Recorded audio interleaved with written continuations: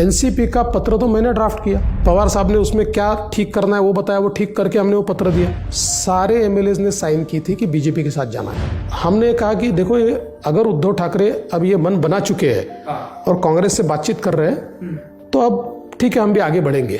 तो ये आपने पार्टी आला कमान को हमारे आला कमान से बात हुई तो उन्होंने भी कहा कि नहीं ठीक है। तो फिर हमारी शरद पवार जी के साथ बैठक हुई। मैं वापस जानबूझकर आपसे कह रहा हूँ, अजित पवार से नहीं, शरद पवार जी के साथ बैठक हुई। कहाँ पे हुई बैठक? दिल्ली में बैठक हुई। शरद पवार जी, प्रफुल्ल पटेल, अजित पवार, अमित शाह और बाद में मुझे बुलाया गया।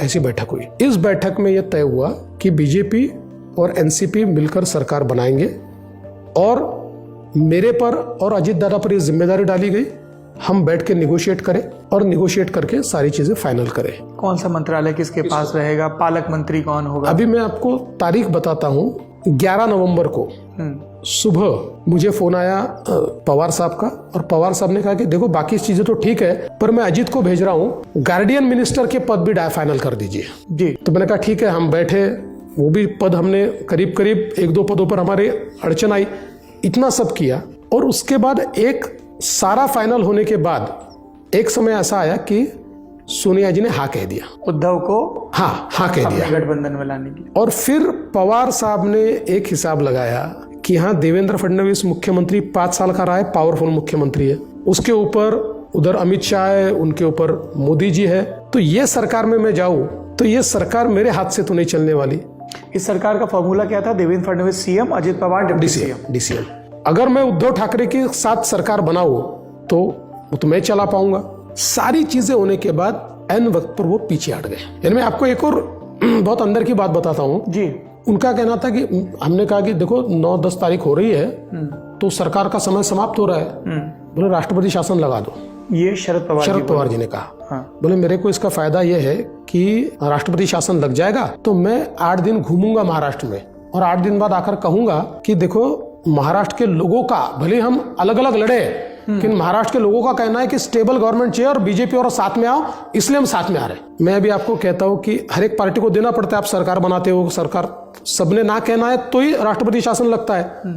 एनसीपी का पत्र तो मैंने ड्राफ्ट किया, पवार साहब ने उसमें क्या ठीक करना है वो बताया, वो ठीक करके हमने वो पत्र दिया एनसीपी का, उनके साइन से या अजित दादा के साइन से। एन वक्त पर पवार साहब पीछे हट गए, लेकिन अजित दादा ने उस समय भूमिका ली कि गलत है।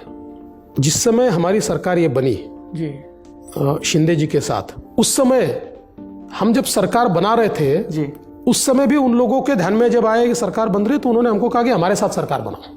अजित पवार ने? हाँ, मतलब उन लोगों का कहना था। तो हमने कहा कि आप अपने लोगों को पूछ लो, हमारा तो इनके साथ पक्का है। तो उनकी पार्टी में, मैं आपको अंदर की बात बताता हूँ, आप कभी अजित दादा से कंफर्म कर लेना, सारे एमएलएज ने साइन की थी कि बीजेपी के साथ जाना है। सारे ऑल एनसीपी के ऑल एमएलएज ने। और पवार साहब को बोला था, सबने जाकर मिलकर बताया था और पवार साहब ने एक प्रकार से उनको हरी झंडी भी दी थी। उसके बाद का जो एपिसोड हुआ है ये भी आपके 21 जून 2022 में जब एकनाथ शिंदे की बगावत हुई तब की बात? हाँ, तब की बात कर रहा हूँ जी। यानी सेकंड राउंड जो हुआ उस समय भी वो लोग हमारे साथ आना चाहते थे। उसके बाद क्या हुआ कि ये भी आपको मैं पहली बार बता रहा हूँ कि उनके यहाँ ये तय हुआ एनसीपी में, पवार साहब के यहाँ की, पवार साहब की मौजूदगी में। मैं आपको बहुत अंदर की बात बता रहा हूँ। ये एनसीपी की लीडरशिप ये सुप्रिया ताई और अजित दादा को दी जाएगी।